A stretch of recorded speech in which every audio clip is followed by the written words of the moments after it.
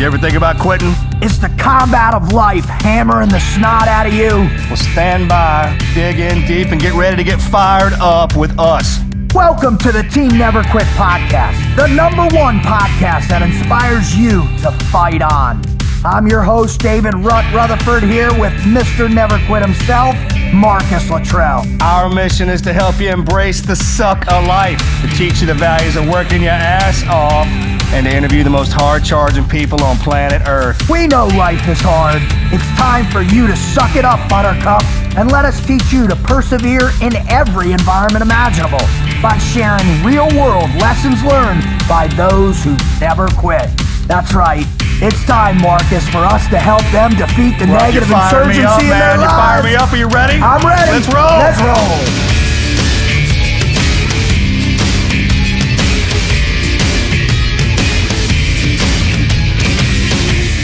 Marcus. Yes, sir. I just got a question for you. Send it. All right, now I know you've been interviewed by a truckload of people out there. Yes, right? sir. Really amazing, incredible people. Across the board. Across the board. All awesome. You've become friends with a bunch of them. But I got to tell you, the person that's coming on today, dude, she is a dynamo, bro. Yeah. And I am super fired up to hear what this woman's going to say. Right? She was one in the beginning. She was going to be my first. Really? Yeah. She was going to be your first interview, huh? I've always wanted to say that on the microphone. Yeah, she's great, man. I was fired up about it. I wish that it didn't go down. I didn't get a chance to link up with her in an interview. She's on a flight back from South Africa, man. But she is something else. Well, I mean, on top of being a correspondent with us and everybody else, man. Just the things that she's done, and you got to hand it to those that really get out there in it and report on it. Not reporting it from somewhere else or hearing it from somebody else. I mean, coming live at you. I mean, she's done reports from Haditha, what was going on at Haditha. She was embedded in Afghanistan with team guys for a bunch of time. I mean, she's been around. I talked to the guys that were there with her, man. They said straight up, man, good to go. She was squared away. Yeah, squared away. That's cool, man. Well, before we get to bringing her on, welcome to the Team Never Quit podcast. Obviously, if this is your first show, we're super stoked. You got to know that it's me and Marcus. It's our mission to help you understand where the never quit mindset is in your soul, right? And where it functions in you, how to ignite the fire in your gut so you too can go out there and become a legendary in your own world, right? Because great stories ignite legends. That's why we do this podcast. And we do it by bringing on incredible people from all different walks of life, right? I mean, think of who we've had on. I mean, from athletes to journalists to politicians to regular folk. I mean, the never quit stories are different, but how they got through it's the same. It really, we're starting to see that, aren't we? That there is didn't take us long to start seeing those the common threads in the human condition that you too possess yourself. Because we're brought up in it. We're all brought up in the same condition, correct? Almost. I'm willing to. I mean, have it available to you. In this world, it's all available to you. Everything that they had, all the people we bring on here, that they started with, the same thing you can start with. Exactly. And that's what makes it so special. If you don't know much about us, you want to learn more, please go visit our website at teamneverquit.com/podcast. That's teamneverquit.com/podcast. Check out all our awesome shows.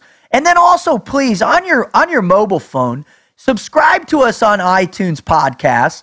And then you'll have us on demand, man. You literally, morning, noon, or night, and you're driving in and from work, working out, on a run, on a bike. We're there. We're there with you. We're there telling you these great stories. No matter what you're doing, we brought somebody on here to tell you how to get through, especially if you're in the rabbit's hole, man. We're there for you. And if you could, it'd be great if you write a little review for our podcast, because we're sure blessed to have all the people that are listening right now. All right. So now what we're going to do is we're going to read a historical story. All right. Now, historical story we're going to talk about right now is a guy by the name of Ernie Pyle. So Ernie Pyle was born in Indiana in 1900. He was joined the United States Naval Reserve in World War I at age 17. He served 3 months of active duty until the war ended. In 32, Pyle was managing editor of the Washington Daily News, but he wasn't able to write, so he quit. he moved forward, and finally, when World War II happened, Powell became a war correspondent to apply his intimate style of combat reporting. He didn't do the typical reporting like recounting movements and activities of generals or anything like that. What he did is he got into the mind and the life of the common soldier. He told the real story. And he's quoted as saying this: "Their life consisted wholly and solely of war, for they were and always had been frontline infantrymen. They survived because their fates were kind to them, certainly, but also because they had become hard and immensely wise in animal-like ways of self-preservation. This everyman approach won him the Pulitzer Prize of writing." Powell wrote a column in 1944 in order to fight for soldiers to get combat pay, which is awesome. God bless you for doing it. We still get it, brother. Yeah, thank you for it. It was called the Ernie Powell Bill. When Powell relocated after the Allied landing in Normandy, he wrote, "The best way I can describe this vast armada and frantic urgency of traffic is to suggest that you visualize New York City on its busiest day of the year and then just enlarge that scene until it takes in all the ocean the human eye can reach, clear around the horizon and over the horizon. There are dozens of times that many." It's pretty amazing thing, and the fact that Powell was almost nearly killed after that, but he kept going and he kept writing until all the way through to where he almost, he got what was called a war neurosis, and he had to head home for a little while to New Mexico after the European conflict ended. But that didn't stop him. He kept going, and he went into Iwo Jima with the Army's 335th. Unfortunately, Ernie met his maker there. He got hit by a round straight in the temple that killed him instantly. Now, the men of the Army unit he was covering erected a monument which still stands at the site of his death. Its inscription reads, "At this spot, the 77th Infantry Division lost a buddy, Ernie Powell, 18 April 1945. Powell's remains were reinterred at the Army Cemetery in Okinawa and later at the National Memorial Cemetery in the Pacific in Honolulu. In 1983, he was awarded a Purple Heart, a rare honor for a civilian. Now, what makes this guy so special He's not a civilian. I like where your head's at. You know what I mean? Why? He's a soldier. Why? He found out what he was great at, and obviously being in the military and fighting wars need that part of it, right? Yes. That's part of being a soldier. Somebody has to do it. He was great at it. What's interesting to this, though, is what makes a guy want to go, or a woman for that matter, because we got one coming on, what makes them want to run into a combat environment to tell a story? Same thing that makes us do it. That's what I'm saying. He's a soldier. Just because he didn't get a chance, they didn't hand. They do that to a lot of guys. Guys don't can't become SEALs. Right. They find something else to do in the military. Right. And that's his love of country and love of service with them guys. That's how he protected them. That was his service and commitment to them, right? Because everybody else says, well, I just carried a camera. Well, I mean, you can look at it both ways. Well, he covered down on that. He was doing what he was supposed to do. Did you want him carrying a rifle? I mean, I would imagine he backed a lot of them guys. There's no way he didn't have to pick up a rifle out there and throw some rounds downrange. That's Absolutely. Just no way that didn't happen. Not in that battle. So, I mean, he died in combat. Yep. He died in combat. He didn't have a damn rifle in his hand. How many think of the balls it takes to run out there with a damn camera when they're shooting at you? Think about that, man. You know what I mean? People are like, hey, he brought a damn camera. Well, I mean, hell, I would bring everything I could, including the kitchen sink if it jumped off. You know what I mean? That's awesome, man. I just love the fact that he was so passionate to tell, the guys' stories, right? The stories that made the difference. These in a lot of cases, he was telling stories that really, that kept people focused and in the war and committed. The biggest compliment he had was when his buddies said that about him and erected that statue, right? So if they looked at him as one of the boys, then he was. Right. It's not anybody else who wasn't there and comment. They don't have anything to say because, I mean, the guys obviously soaked him in and he became one of them. And that's what we do. Well, I mean, what I'm talking about? I agree.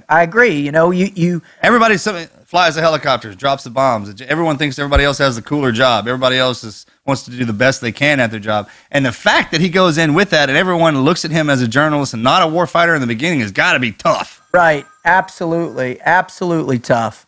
So one of the cool things is that when we got this, our guest coming on, she's doing the same thing, man, in the modern era. She's the one that's coming on. she's the one that's out there. She's embedding with, you know, our brothers. She's going to the hot spots around the world. I mean, you know, she, you know, one of the cool stories that I love is that, you know, days after September 11th, she asked the clerk at the Russian embassy in London to give her a visa to travel to Afghanistan. And she was so tenacious that while in Afghanistan working for GMTV, she infiltrated the American-British-backed Northern Alliance and interviewed their commander, General Babajan, at Bagram Air Base. Man, this is right off the bat, man. That's what because she had such a strong connection to want to tell that story. Right. It's pretty remarkable, if you ask me. And she's gone on to become, you know, one of the biggest news correspondents for CBS. She's one of the top performers at. Oh, she's on TV. You watch. Well, she's on 60 Minutes. Yeah, in my opinion, she's one of the best. Doesn't matter what. She's one of the ones that just transcends all that. Whatever show she's on, you're going to watch it. Absolutely. So what do you say, without further ado, we bring on Lara Logan.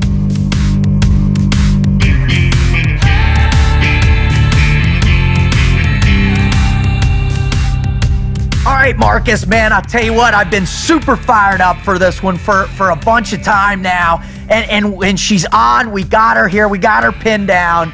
One of the best journalists that is living out there today, someone that I know you know is near and dear to our hearts because of the great piece she did on us, right? She's tied into our community. She is tied into our community, and that's what I love about it. So, Lara Logan, welcome to the TNQ podcast.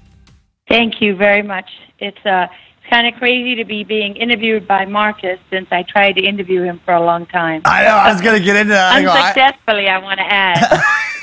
I had just come out of the hospital. I was at home. And where were you coming from? South Africa? I think she's coming from South Africa. I was born and raised in South Africa. Right. On the coast. Right. And then she was coming over, and then the Admiral called, and something got tied around and shifted. And then I was like, man, but I'm sorry about that, by the way, standing up. I've never had the opportunity to apologize to you formally, and this is where I'm going to do that. I apologize to a lady for standing her up, and never happen again. I love it. You don't hear that often. Let's just get that out of the way. I love it. All right, Lara, what we do is we always start out our guests with a mad minute, and that's to, you know, being frogmen, we like to get warmed up for everything we do. We like to, you know, exercise our minds, our bodies, our souls, the whole deal. So what we're going to do is Marcus and I are going to fire some fun, you know, 50 caliber questions right at you just to warm up and get you prepped for the main part of the interview. Are you ready for that? Yes. You can't scare me, just so you know. Okay. Well, I'll tell you what. You come jumping out of an airplane at 25,000 feet in the middle of the night on oxygen, it might change. I'm scared of that.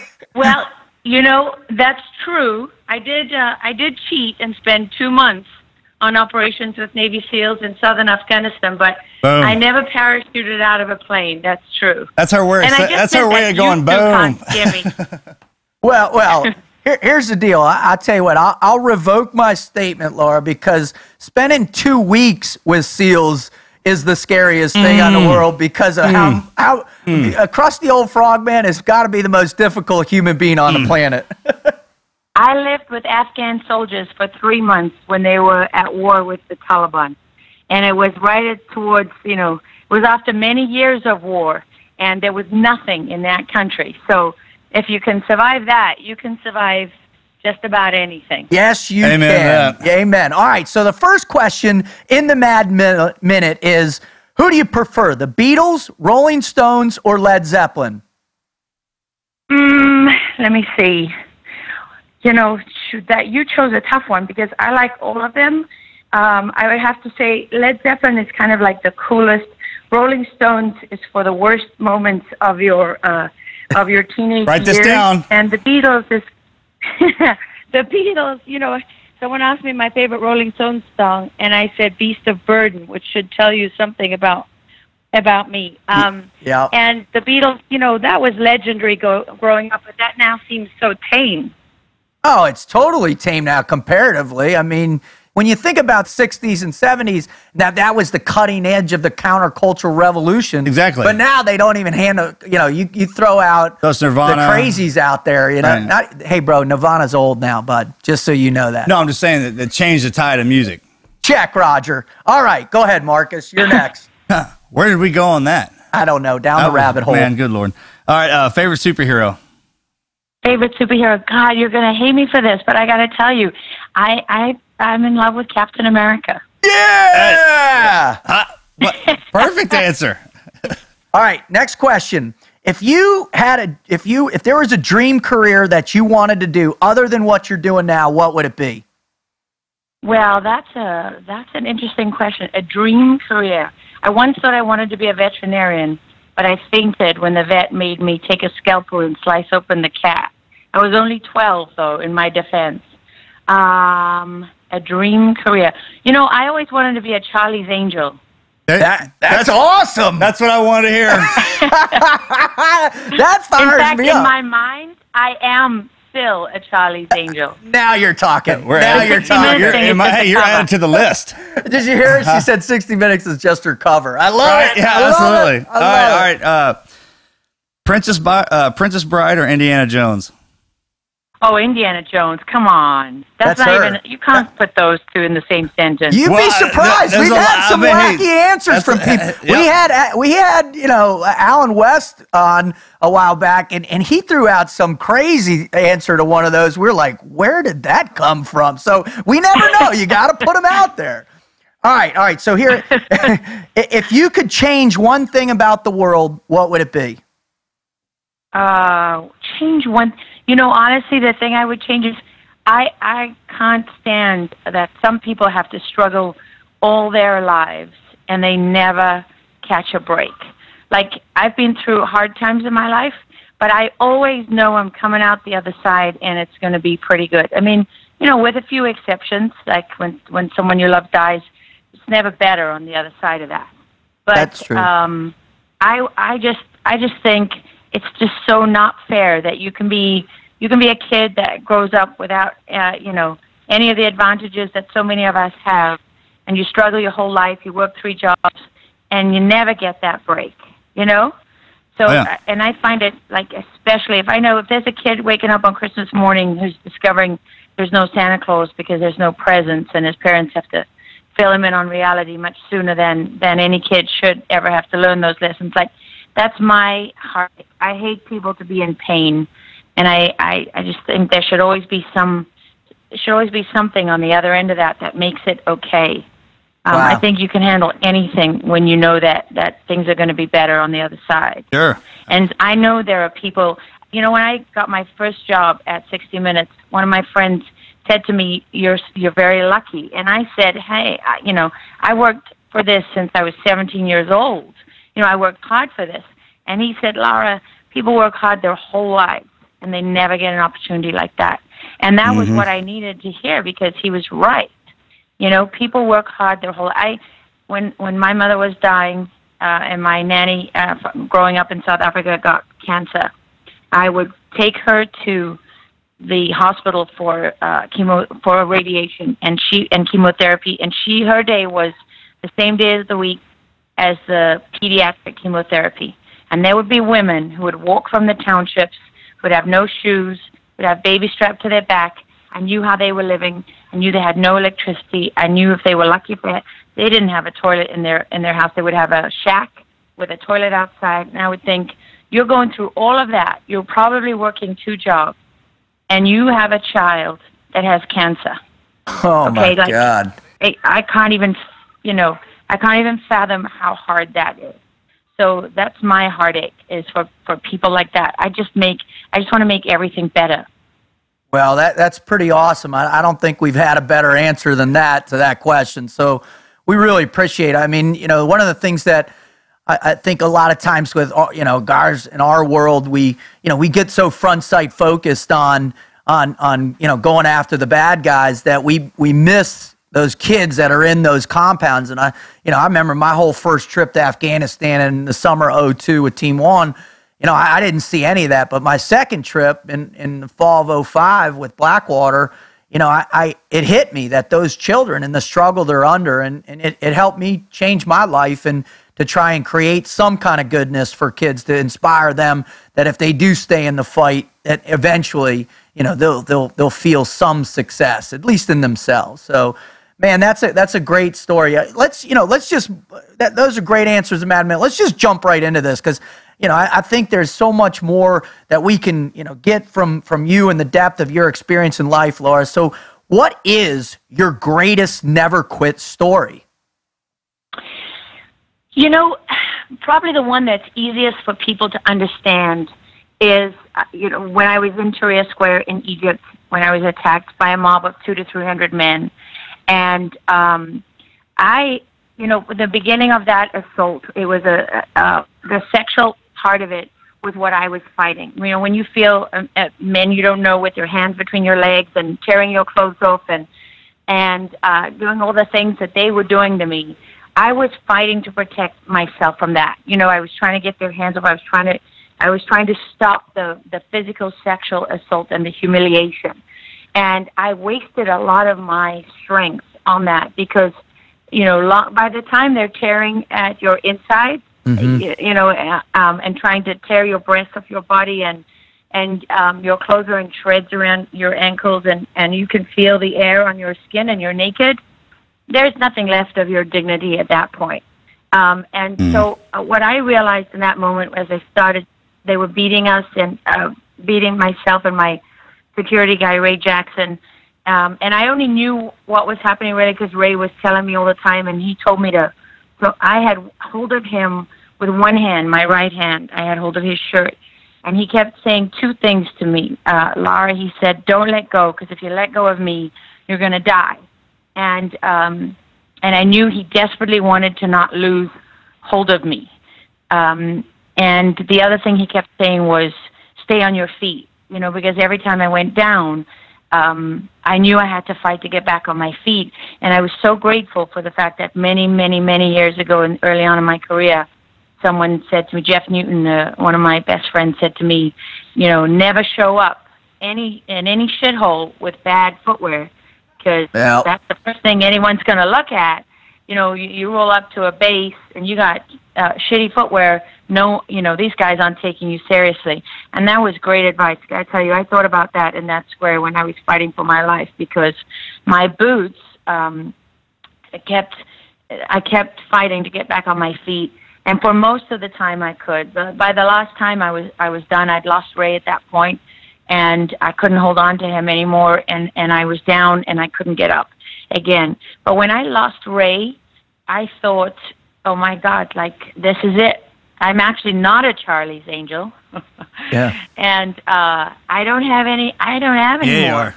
I can do nothing in this mob. This is it. I'm going to die with these filthy, miserable men all over me in this filthy street, in this filthy square, and it's a horrible death. And I say that because I am a person who's always tried to be very honest with myself.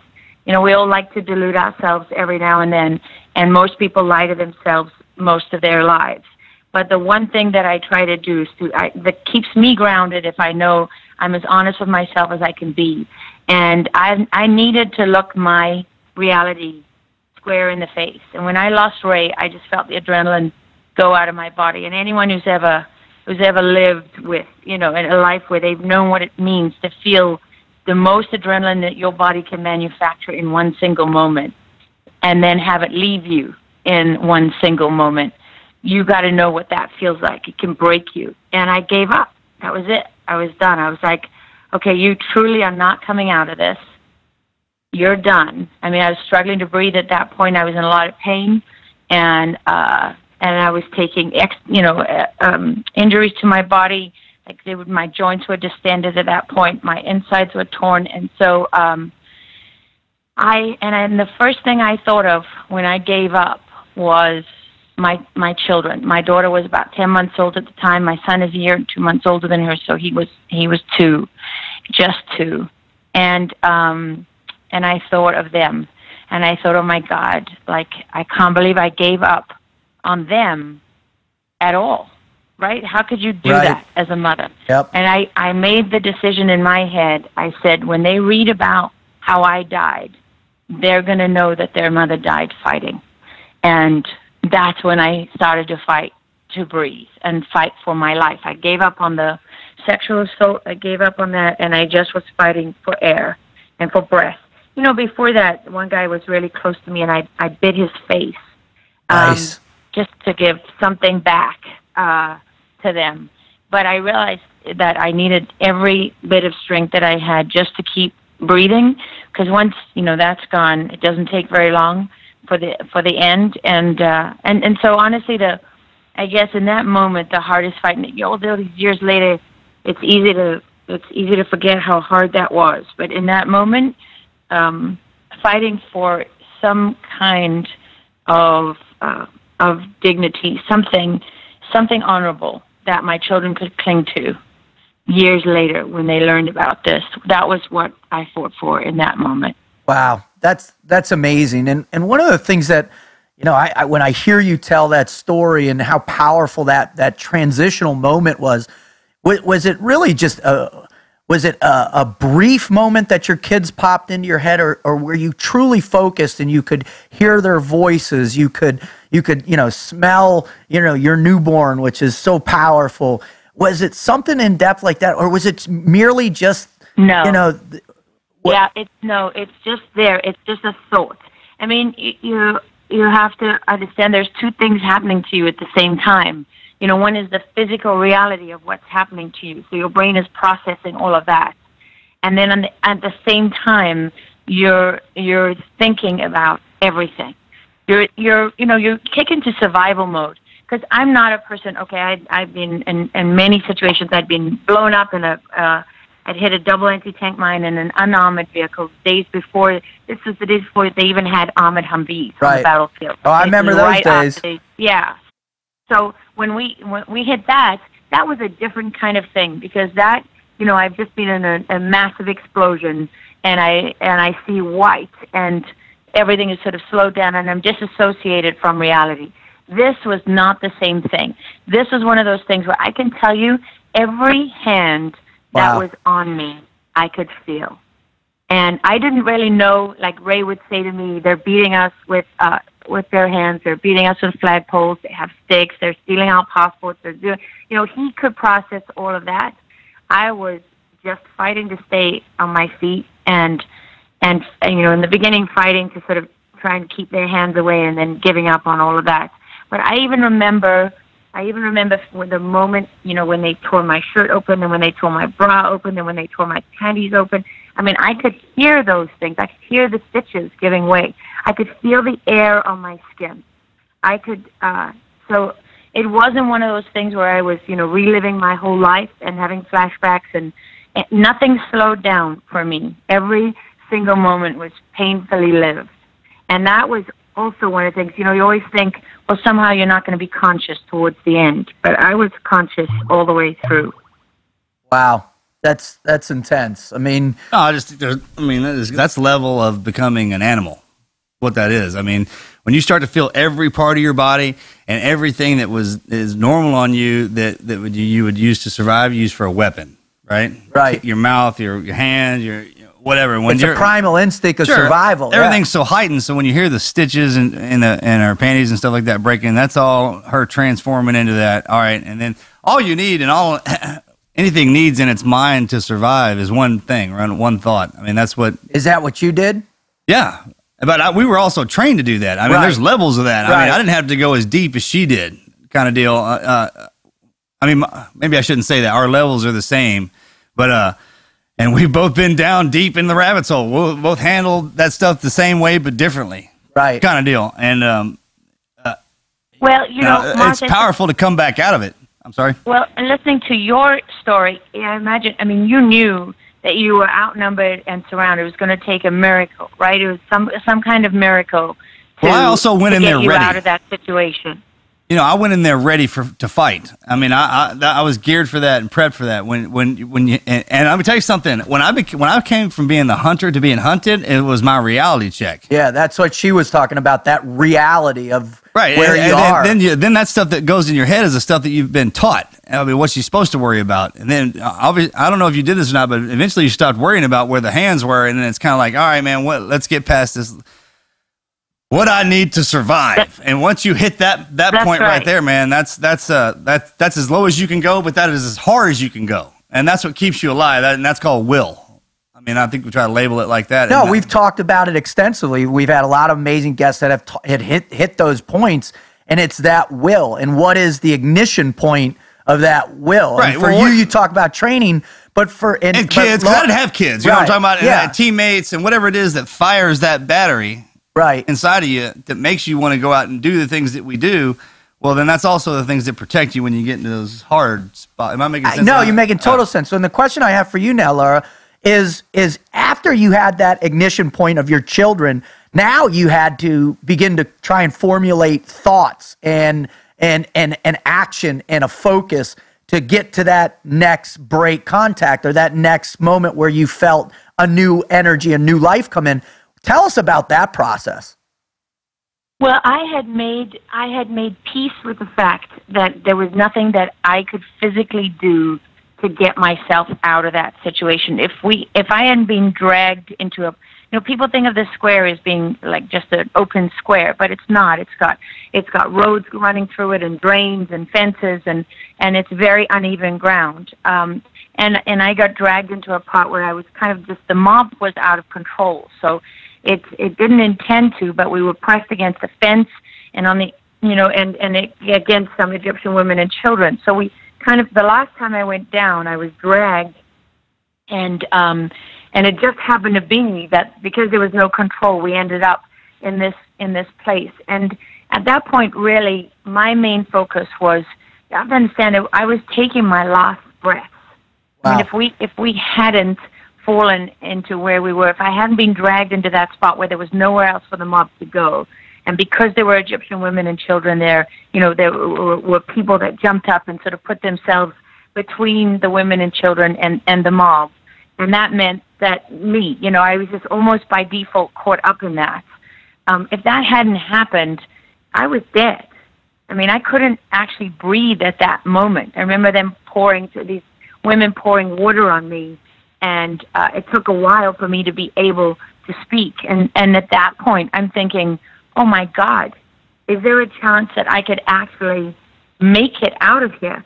But the other thing that is very hard to recapture is the fear. I mean, I experienced a level of terror because that mob was right there. They're not. It's not even the physical distance from you. Although they're half a foot away from you, it's not just that. It's the fact that these people, these women and children, they can't stop you. They can't stop this mob if they come. All they have to do is reach forward and drag you back.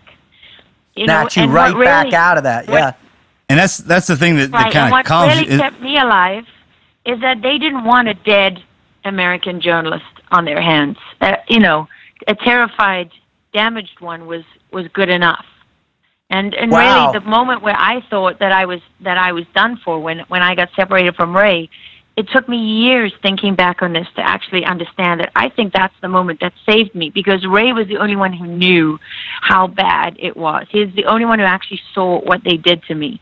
And as soon as they tore him off me, they didn't care about him. And he fought his way through the crowd and got the soldiers to come and find me and do something.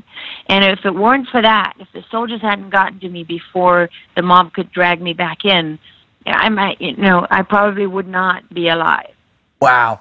Well, I mean, I understand all that, and I figured you were going to say that when Rhett was asking you that question. See, there's a level that you get to when you strip everything away that you don't think about anything else besides staying alive.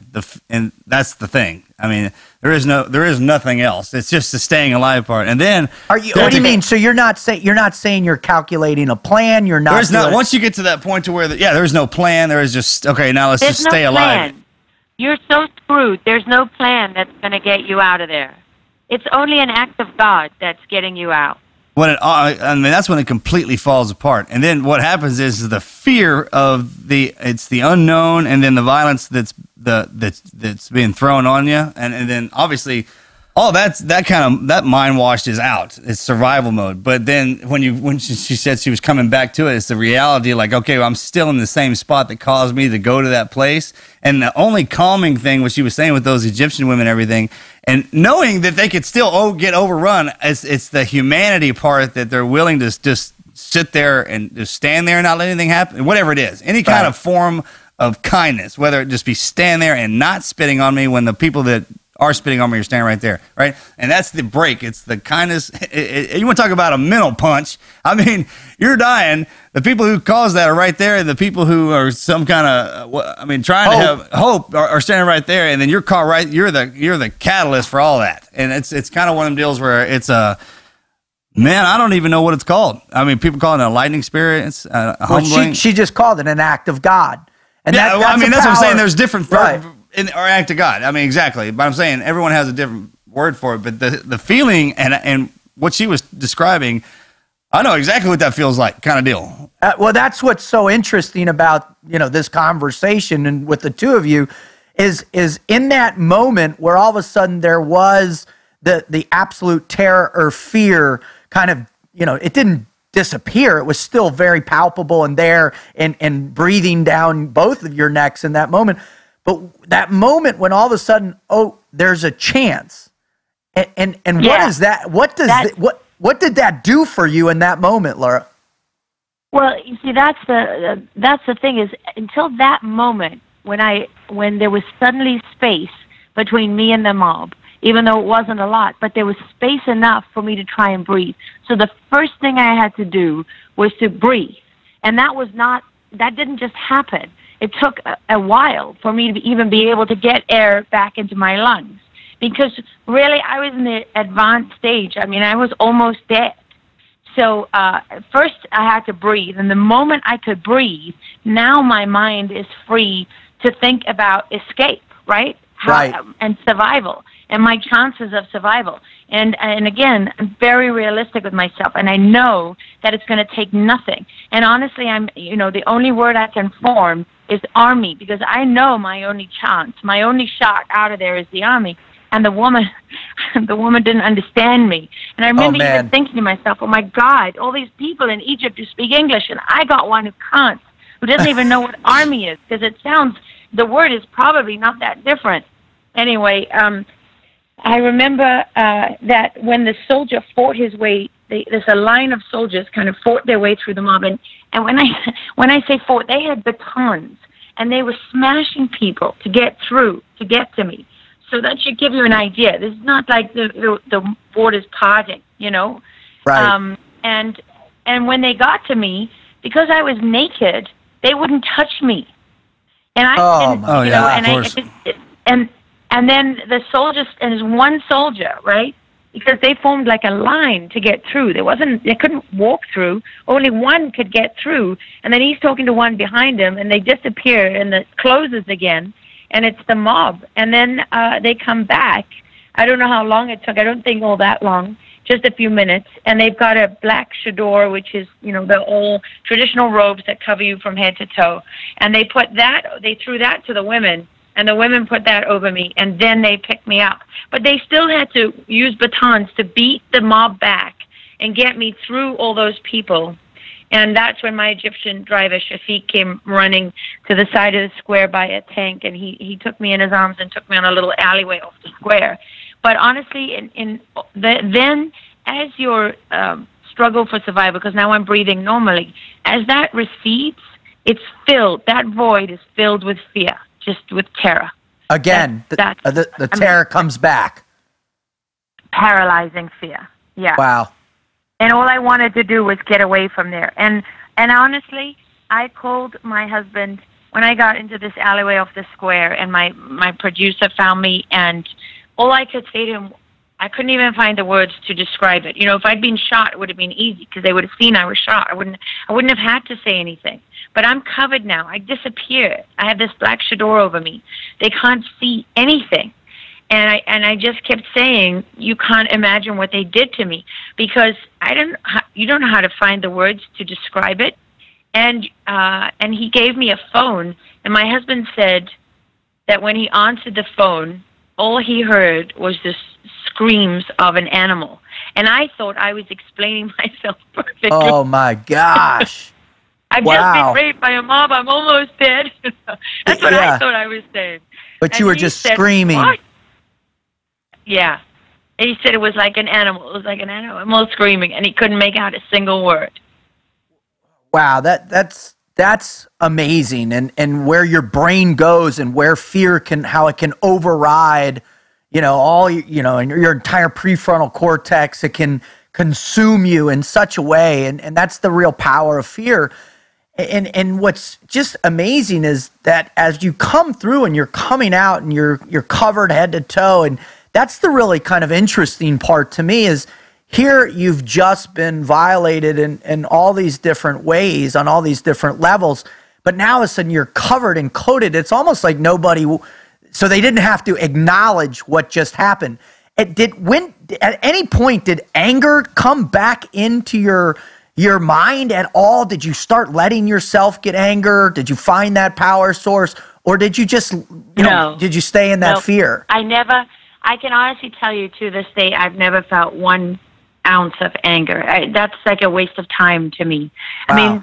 I mean, the thing about the fear is that, they're having conversations with the Egyptian military, and someone says we should walk back to the hotel, and I am out of my mind, hysterical, thinking, you don't understand, this mob, they can come at any moment. I just want to put distance between myself and there, and clearly no one really understands except, Ray. And they eventually, the Egyptians got this tiny little car, and we're piling in, my cameraman, my producer, there was a security guy, and the young Egyptian guy, they've got a couple of soldiers with us, the young Egyptian fixer that we hired to work with us, they started to pull off without him.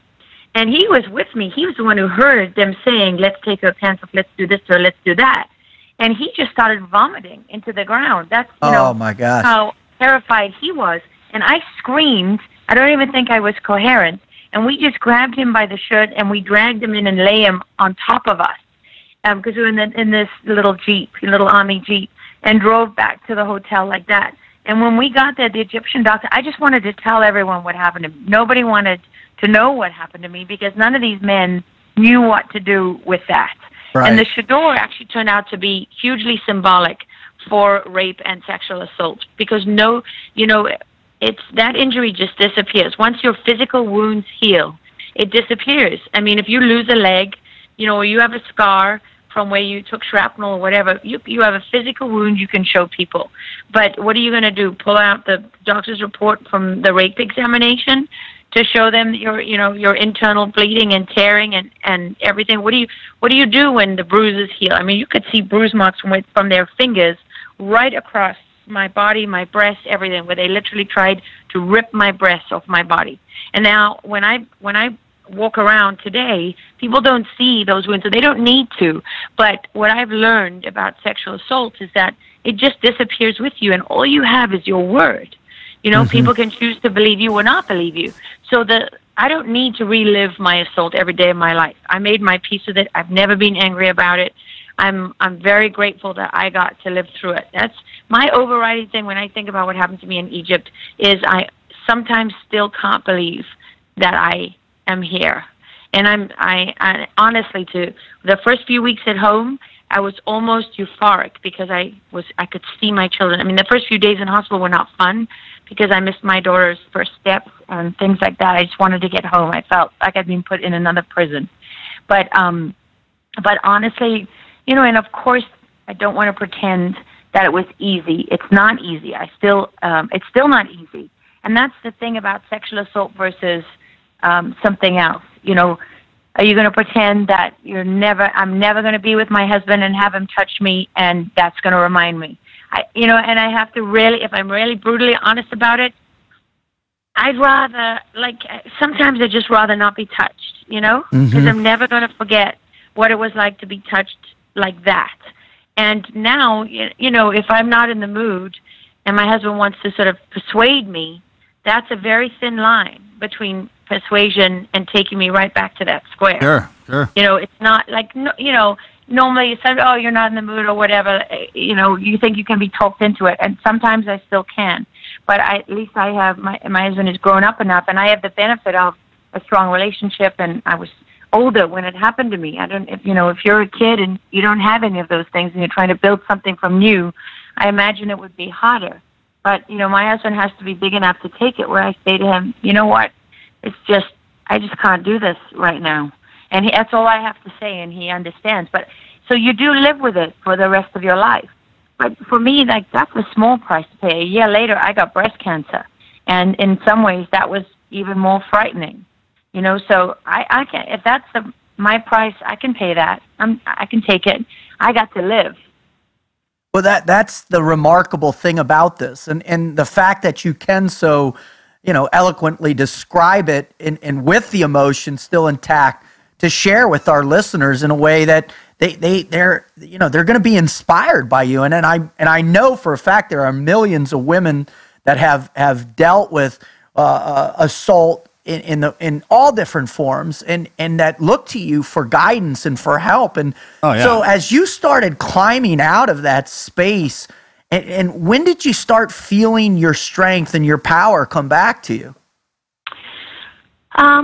That's a very good question. I'll tell you a funny story. The week before I was attacked in Tahrir Square, I was in Egypt, and we got detained coming from Alexandria back into Cairo, and we spent the night in interrogation cells in a Mukhabarat prison, intelligence prison, and I was very, very sick from dehydration. I had massive dehydration, and Marcus, you will appreciate this. You know, they were doing the whole Egyptian thing that no doubt we helped them learn, and putting us in stress positions and all the rest of it. And I, at one point, tried to put my head down, and the guy's like, no, you know, stand up. And I just vomited all over his feet at that point. And then, of course, they got the medic, and they're forcing medicine down my throat. And I'm thinking, Jesus, I don't know what they're giving me. Like, I don't want to take this. I keep saying, no, I feel much better now.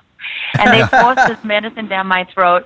So then I vomit. You know, by the time they got me into the cell for interrogation, the guy's trying to mess with my mind, saying, hey, Lara, you want to go to the hospital? You feel bad? You know, all this stuff. And I just started vomiting all over the desk and the chair. Anyway, they eventually put me in some filthy little office and stabbed a needle in my arm and got some bag with an IV and just stabbed the other side of the bag. And I passed out, you know, and woke up the next, I don't know how many hours later, with scabies, by the way, which I gave to my daughter at the airport when I got home. Oh, my gosh. I didn't know any better. But when I landed in D.C. and went through customs, I had a customs officer who saw, you know, the stamps and stuff in my passport and said, what do you do? Standard question. And I said, I'm a journalist. And he said, oh, I hate the media. And I said, okay, fine. Who do you work for at 60 Minutes? Oh, I hate that show, too. He was very grumpy. And would you believe, a week later, I'm standing in the line, same flight, British Airways, from Cairo to Dallas. And I look at the customs officer ahead of me, and I said to my producer, you're not going to believe this, but this is the same guy I had last Saturday night when we flew back from prison. I said, and he hates journalists, and he hates 60 Minutes. Oh, my gosh. So I walk up to him, and, you know, he starts looking at my passport, and I can't help myself. I'm like, sir, you know, I said, would you believe it? I said, I think I had you a week ago. And so he flicks through the pages, and he finds his stamp, which has his badge number written on it. And he says, well, look at that. Yes, you did. I said, do you still hate 60 Minutes? And he's like, yes.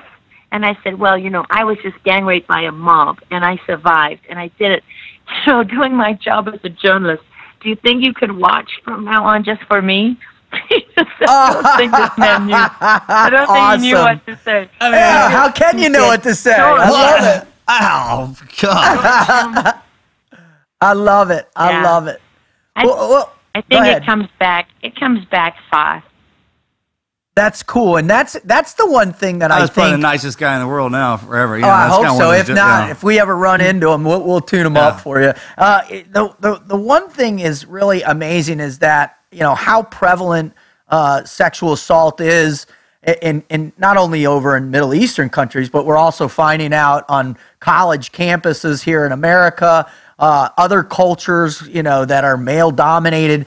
What is, you know, as you move forward with this and become an advocate and trying to help people in this, what are you seeing as some of the biggest challenges and problems out there with young women or old women or you know, middle-aged women, whatever, of them, their challenges to come back, to get that never quit mindset and to grow into a place where they can actually, you know, come back stronger than before in it?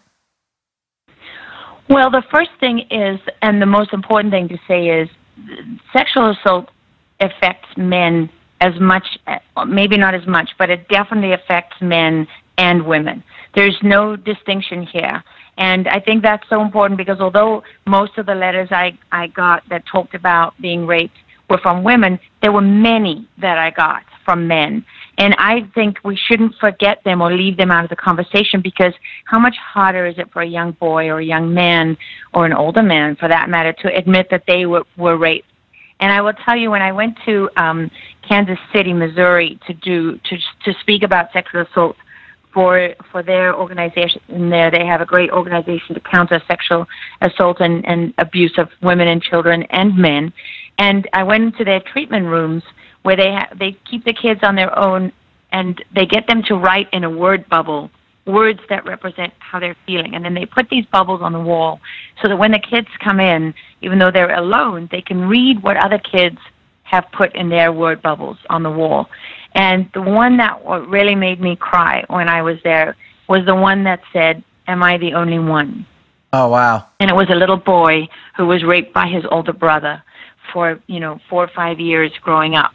And I think, so for me, my sexual assault had nothing to do with being in the Middle East. Yes, at that time it happened to be that I was in the Middle East, and it was it was, for me, it was something that was orchestrated and planned, and it was meant to send a message. But sexual assault happens in every culture, in every part of the world, and I think that we're not even coming close.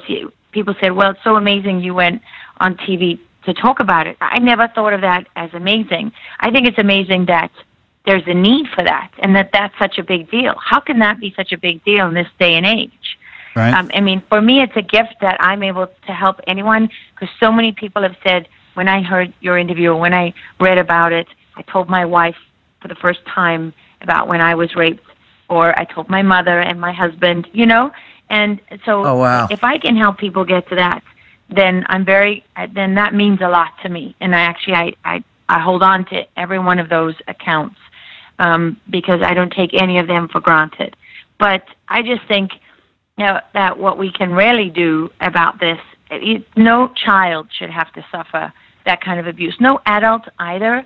But how do you grow up and begin to have loving physical, sexual relationships that are normal with people when your only experience of it has been that horrific and terrible? I mean, that's just the worst for me.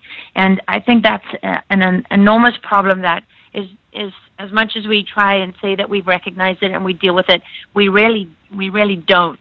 And we don't equip these children for the fact let's not pretend that getting over it means that you let it go, you leave it behind, and you never think about it again. It doesn't mean that. It means getting to a place where you can have a healthy sexual relationship within the context and the framework of this trigger, which is that however you were raped, whatever it was about that situation, there's going to be another situation that triggers it. I've learned that. I didn't know that. I thought when I went back to work, well, I've dealt with this, right? I mean, I'm honest with myself. I confronted it. I told my husband in great detail everything they did to me so that he could be part of it. We're mature adults in theory. I'm more mature than he is, obviously. Obviously. But I thought I checked all the boxes. I'm smart. I know how to deal with this stuff, but I didn't, because I didn't know what it meant to live with it long term and to understand you don't erase these things. You have to live with them, and so you have to work out how to live with them. How do you do that? Is it through open dialogue? I'll tell you how you do that. I got this from a South African woman who survived a terrible assault, where they actually, after they raped her, gutted her and slit her throat. And how she survived is unbelievable. She said at her trial, they took so much from me, they didn't deserve everything. I was going to decide how much they got to keep, right? Right. And that's what you have to decide every day of your life. How much are you going to give them? Are you going to live every day of your life thinking about it and in fear? Are you never going to have great sex again because every time someone touches you, you're going to give in to that? How much do they deserve? They only deserve as much as you can't take back. Because I'm going to spend every day of my life that I'm happy and that I don't think about this and that I live beyond it, I'm taking back from them. And they don't deserve to have any more than I absolutely have to give them. Wow. Well, I mean, that's absolutely phenomenal. The challenge is we're so afraid to openly discuss this, this type of violence. It's the craziest thing because she and I will talk about it, or we're talking about it right now, but where does that break down? Where does it stop being like, hey, we're sick and tired of this to where it gets lost in trans? That's the crazy part of it. I don't even know the answer to that. Well, the predators that are out there, right? Whether it's, even a predator knows where not to hunt. That's not true. Not with human beings at all. A human being can be conditioned, right? I mean, to a point to where if they can't, then there's no hope for them. Then there's only one thing to do to that person, to get rid of them. And that's the same way you do with a predator. Once it comes in and it causes all that chaos, man, you got to put them down. Well, I mean, that's the you know how I feel about people who are women, man. I mean, this whole interview, I was just getting pissed. Laura, you should have seen him. Like, he was fuming over there now. I don't get mad at anything. I mean, I don't ever lose my cool. Not even in combat, man. But I will go high order if I see somebody hurting a woman, man. I mean, I was like, I hope you remember the guys' faces because I could scrape them off for you. I was so pissed sitting over here, man. You know what the thing is for me though, is that I don't even care. I couldn't care less. Those guys don't even exist for me. Good. Awesome. The only thing I care about is not being in a position where they can do it again. And right. That's, it's different for, say, a child that's in a family where an uncle or a stepfather or a stepmother, for that matter, whoever it happens to be, is assaulting them over and over and over again. There you need a physical intervention to save them from that experience. But whether you put that person on trial, kill them, or let them go, that child still has to learn how to live with that sexual assault and that memory and that rape and that humility and that violence and whatever it happens to be, that fear.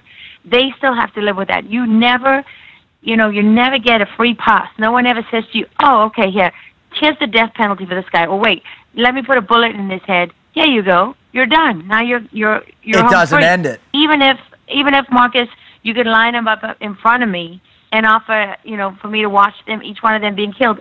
I have no interest in that. I couldn't care less. It's not that I want them dead or not want them dead. I don't want to apply any political, overtones to this at all. It's got nothing to do with it for me. They don't exist for me. They're not important enough. That's the most empowering thing to me. That's the most empowering thing about you, and that's as it should be. My point is, and this is just how I fundamentally believe because of how I grew up and the way I watched animals and stuff like that, but you have somebody who has gone to that deep.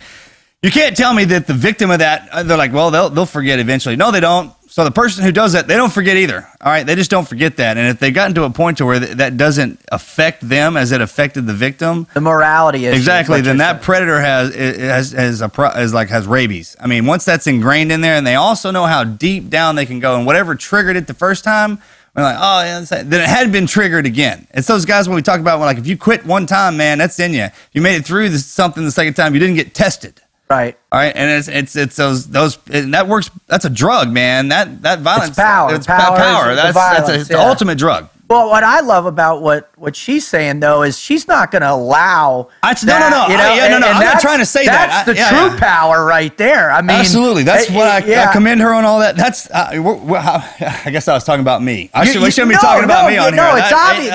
It's obvious that you're making a reaction, and I felt the same thing. I was like, man, I would love to come to her rescue. I don't see it like that. That's a fulfillment of my own desire. My own need to want to, take control or power of my pain inside for her pain. And she, what's amazing about her is she's not feeling that, man. She's empowered by not even allowing them to control her emotionally, physically, anything. It's amazing. It's my belief in what a woman's, how great a woman is on this planet. Right. And the fact that those animals were doing that triggered the animal in me as a protection because I know her, you know, and it's just overall the woman.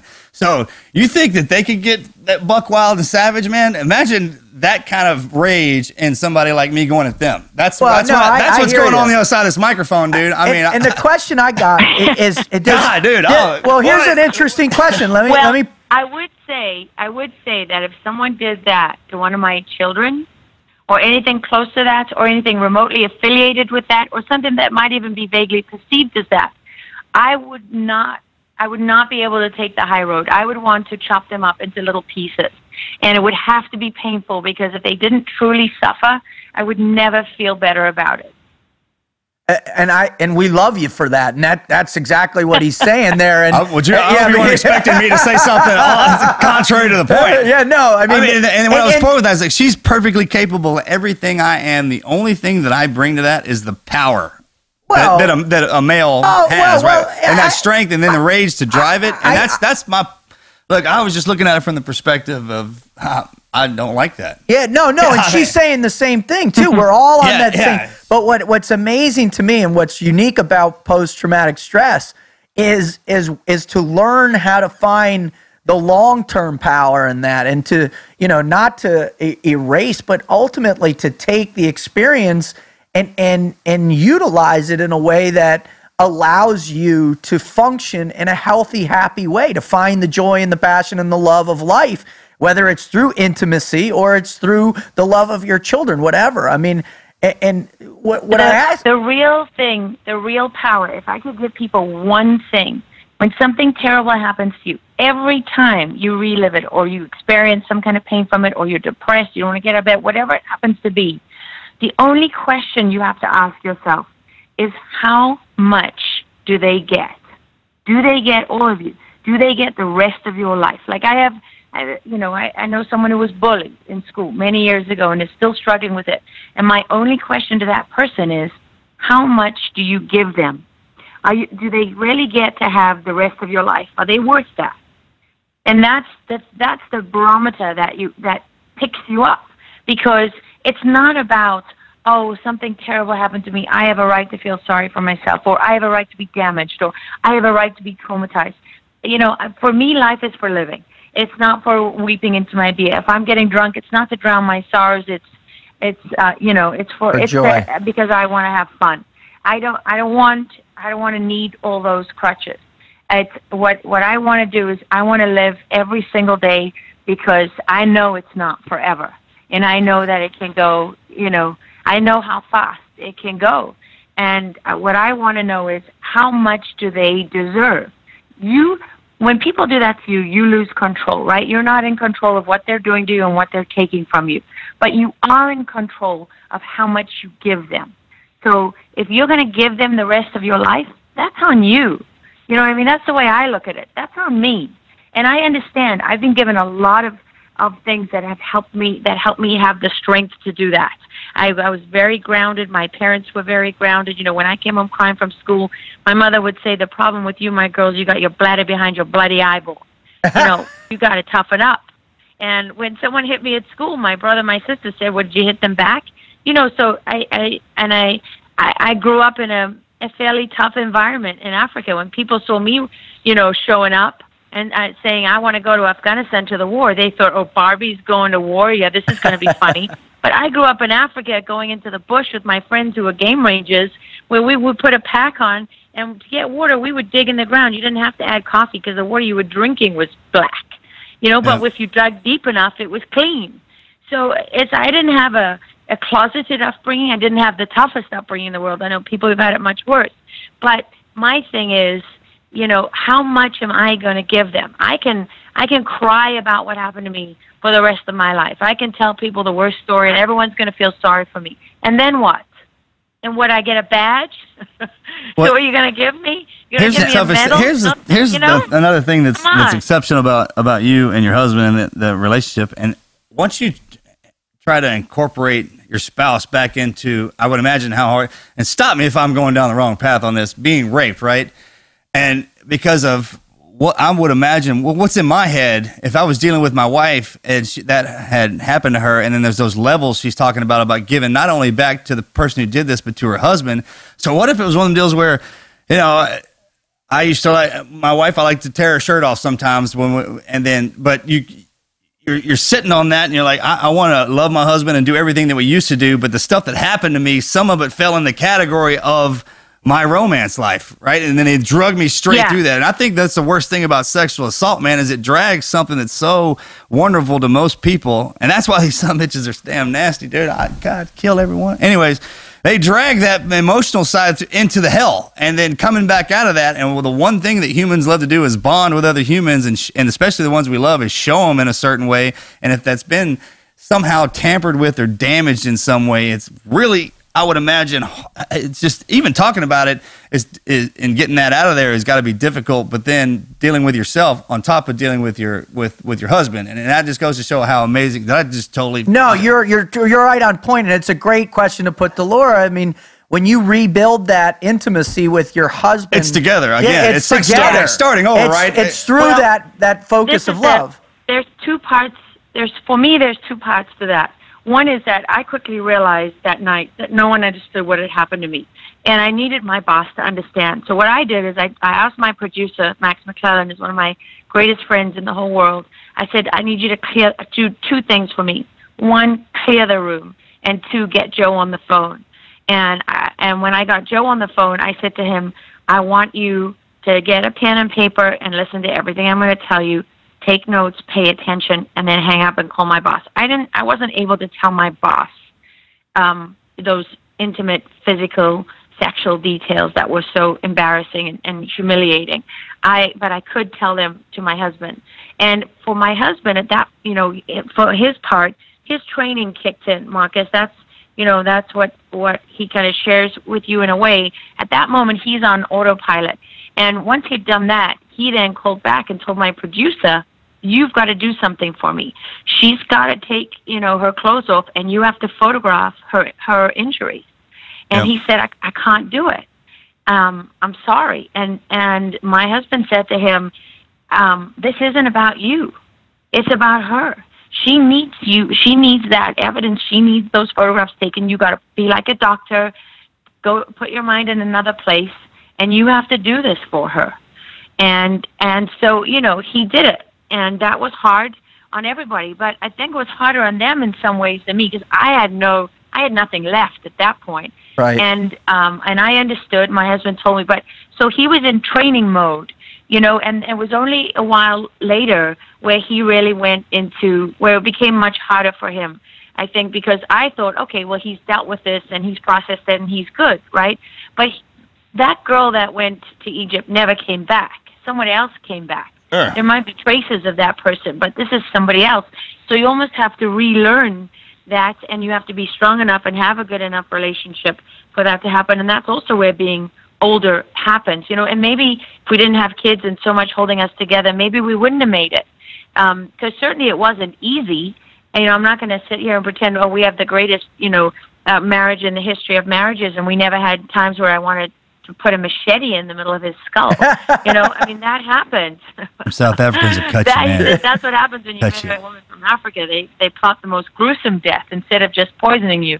But, on the flip side of that, the funny part of it is I remember a couple weeks after Egypt, my husband badgering me to sleep with him. And eventually I looked at him and I said, for God's sake, I was gang raped by a mob. I get a free pass for another week.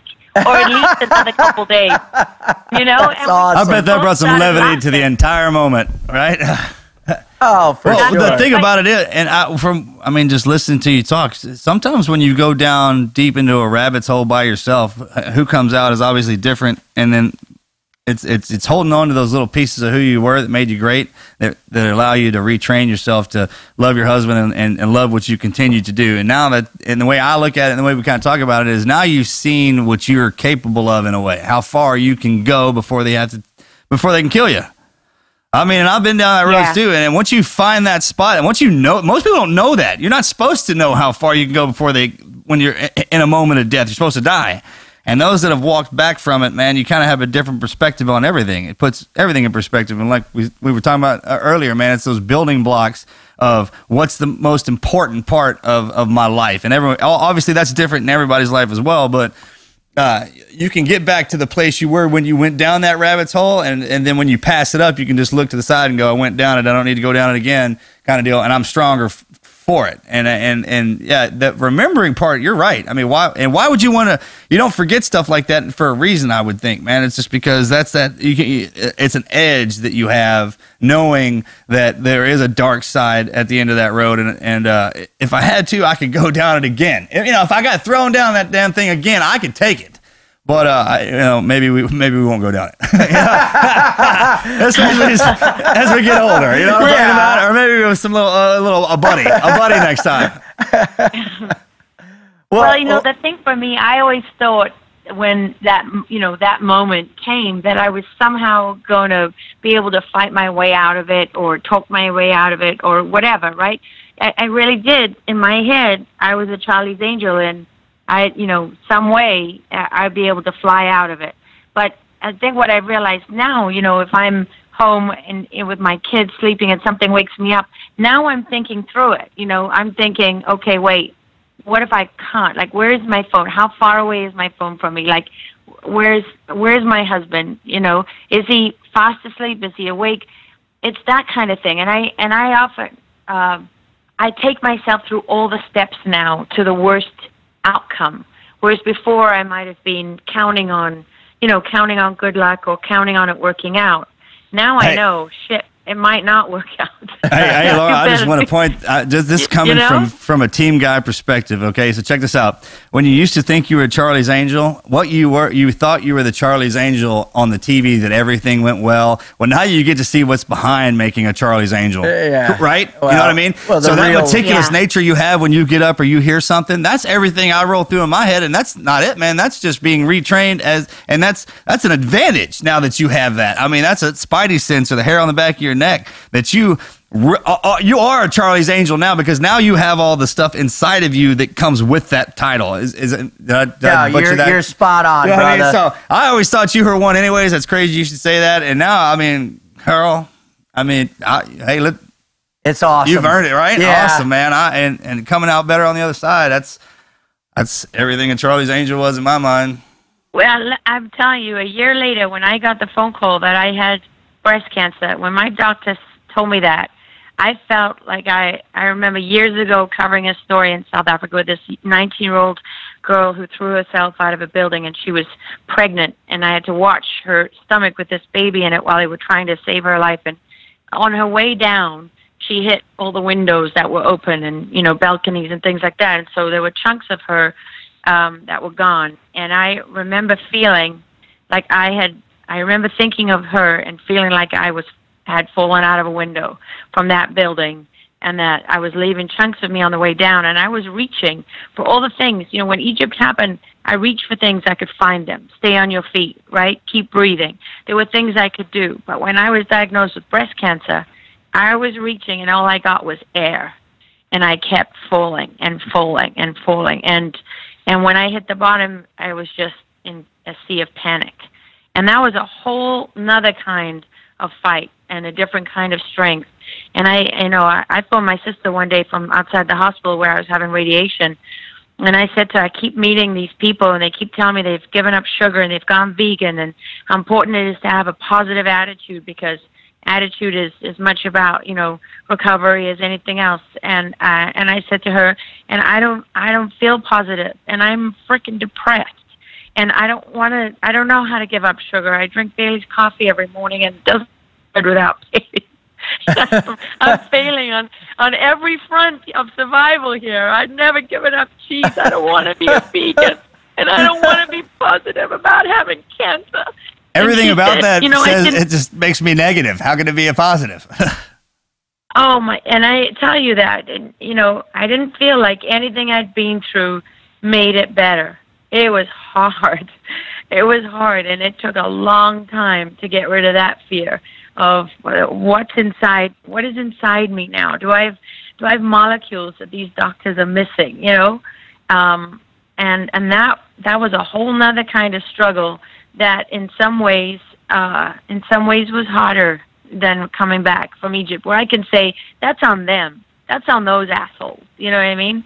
It's like I could see that very clearly. and that's who they are. But this now is something I don't have control over. There's small things I can do, but essentially, something else is going to decide whether this cancer comes back or not, or whether they get it all, or whether it's spread to my lymph nodes, or, those are things that just scared the living crap out of me, I got to be honest. We got a buddy you need to meet. Yeah, Justin Legg. Justin Legg. I mean, he got leukemia in the team's bone marrow transplant. It went wrong. He got a double lung transplant, and he's fighting every day for his life ever since. And we just had him on. But Laura, if you're willing, we've taken up a lot of your day today. We're so appreciative. It was great. And thank you so much.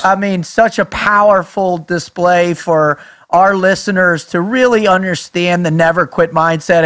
If you want to come back again in the future and tell us how you made it back from cancer, we would love to have you. But for right now, we're gonna end it here, and just thank you so much for being you and for sharing with our listeners. That was awesome. I just love hearing your voice again and talking to you, and I'm glad everything's where it's supposed to be for you now, and I hope, the best. You got me so fired up during this interview, girlfriend. I'm like, well, I wish I was funny there. Part for your viewers, imagine I'm sitting on a stool in my son's closet, surrounded by little boys' clothes, and because it was the only place where I could hide from my children, so we could have this conversation without being interrupted 4,000 times. It's the perfect spot. Yeah. It's the perfect spot, and we appreciate it. It adds that to the interview. Yes, it does. Well, God bless you, Laura, and thank you so much. All right, thanks for having me on. I appreciate it, and it was nice to talk to you again, Marcus. You guys take care. Yes, ma'am. Take care. Bye-bye.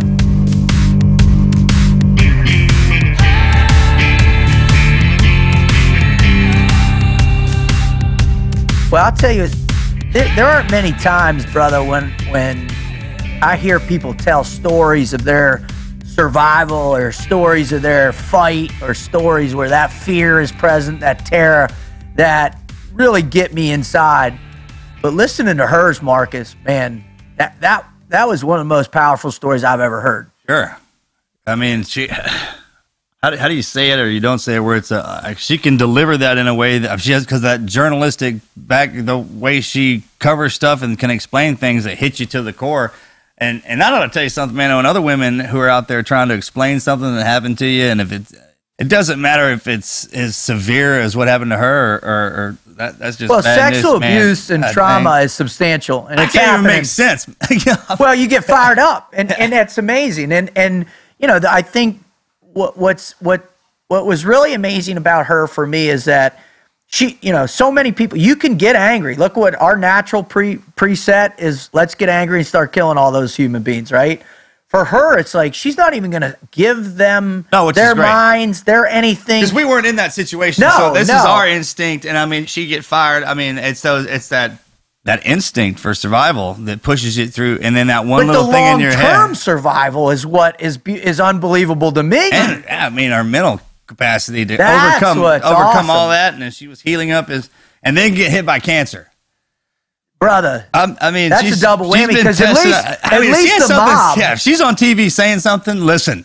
Right? Always. Just pay attention to whatever in the heck she's reporting on, no matter what, because her perspective is pretty awesome. Pretty spot on, yeah. What was really also very cool for me too was, her recognition that developed. She was a new person, right? She didn't lose all her experience, but going through something that's significant like that, it reset her focus, her perception of herself. Right. Or gave her a perception she didn't have yet. Exactly. And then from there, built on that and reconnecting with her husband, her children, her job, being able to fight cancer. The goal is to rebuild yourself back to the same person, but now you have that. That whatever it is you went down is a part of your life now. So make it an asset. Make it an asset. Learn everything you can from it, and then push forward. Because you're not a victim, man. It was just kind of, don't look at it like that. Never look at yourself like a victim. Always look at it like that. I was down at that point, and I learned this. I was bested, whatever it is. I would never, I was beaten, but I'm not down. I'm not out. And That's what she was telling herself. I understand, man. When she was going through all that, I was like, "Yep." No shit. That fear, that terror, all man. that. When they jerk all that away from you, and for I mean, me too. You know, when those teammates started dying, and you start relying on yourself, when they start stripping you apart piece by piece, man, it's like, all right, dragging you all the way down to that baseline we talked about until you get to where breathing is the most important thing. Anything else is just white noise. Well, it was remarkable that you guys were able to share that together in that space like that. I mean, you know, she was so clear on it, you know, and that was what the thing. I mean, the vividness. I love her, so she's just up front, man. Yeah, she's awesome. You know, straight up. She's awesome. So listen, if you're out there and you have gone through the indignity of that type of abuse that she's gone through, or you've gone through cancer, or you've gone through something else that's unbelievably challenging in your life, you know this. Listen to what she said. You can come back, and you can come back with just a breath. Just find your breath, find that moment, take a deep breath, realize you're alive. I mean, that's all you came in this world with, was a breath.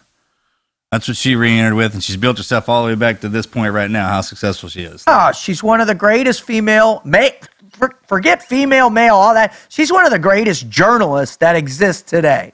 And she delivers a perspective based on real-world experience. And that's why she's so impressive to me. So I hope as a listener out there, you know, this interview will transform you once again and teach you that the never quit mindset is inside you. You can have it. You can pull it out. Just start by believing in yourself. Search for that one breath and take that one foot forward. And you too will survive. I know you will. So at the end of every show, we always say, hey man, thank you for everything. We really appreciate it. If you want to learn more about what it is we do, please visit our website at teamneverquit.com/podcast. You can listen to all these other great shows. I just want to say thank you to God. I want to say thank you to my parents, my brother specifically, my children. And I want to thank all those people that are fighting every single day after going through this stuff. And to know that, you know, we love you, we support you, we're here, let us help you. So thank you. I want to thank God for all of our women. I mean, Amen. I love you. Amen. And there's men out there who will fight and die for each and every one of you, even if we don't know yet. Just know we exist. If you think for a second that we don't, we do. Just sometimes it takes us a while to find y'all. So thank y'all. We love you, and God bless them out. We're out.